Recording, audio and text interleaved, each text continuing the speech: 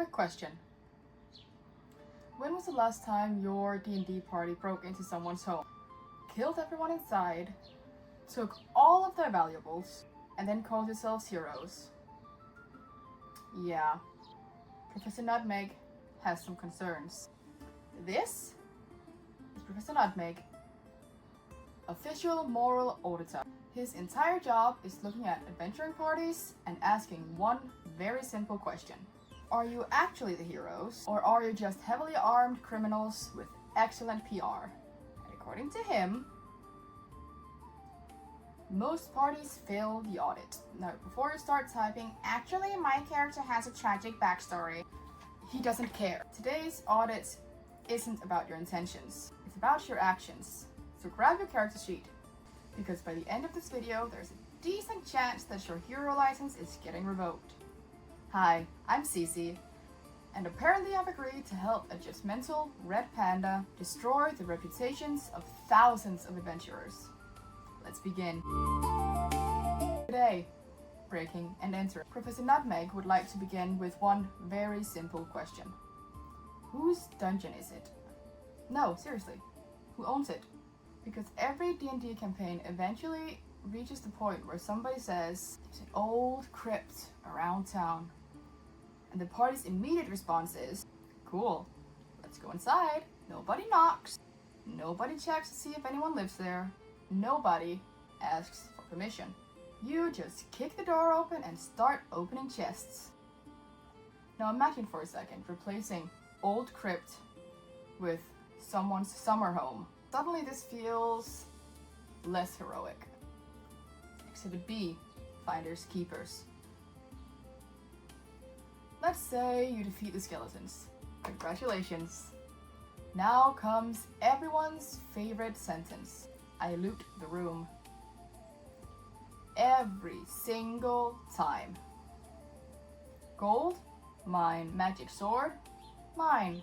Family heirloom that's been sitting in this tomb for 800 years? Mine now. At no point does anyone stop and think, maybe these things were buried with someone on purpose. Professor Nutmeg has highlighted this in red. Exhibit C, Selective Morality. Here's something I've always found funny. Your party will spend 20 minutes debating whether or not Your party will spend 20 minutes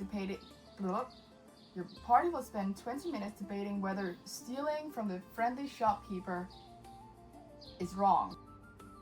Then immediately rob a bandit camp blind. Which raises a fascinating question. At what point did we decide that every person in that camp deserves death? Were they all murderers? Or was one of them just Gary?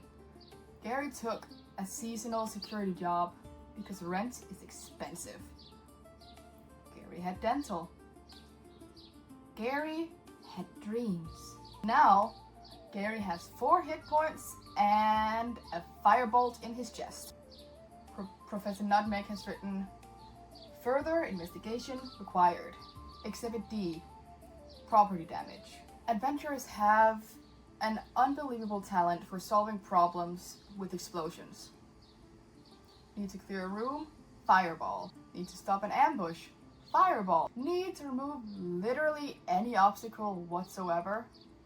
Somebody casts fireball. At some point we collectively decided that if the building catches fire, that's tomorrow's problem. For somebody else. Now, to be fair, Professor Nutmeg may be overlooking one tiny detail. There are actually evil cults, necromancers, mind flayers, world-ending liches. Most adventuring parties are trying to stop something awful, and that's important. Intent matters. The problem is, your methods are occasionally, let's call them, creatively questionable. Now for the verdict. Professor Nutmeg has reached his conclusion.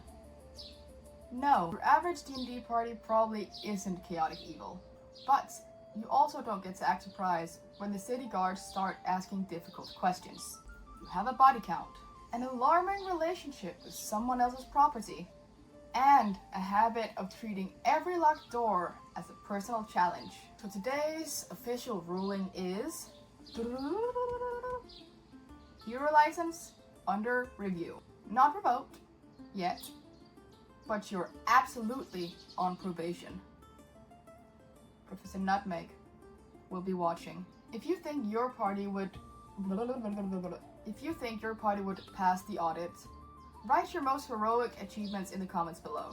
And if you think Professor Nutmeg and me have completely lost it, we'll be reading those too. Probably with a clipboard. See you next time, adventurers. Bye!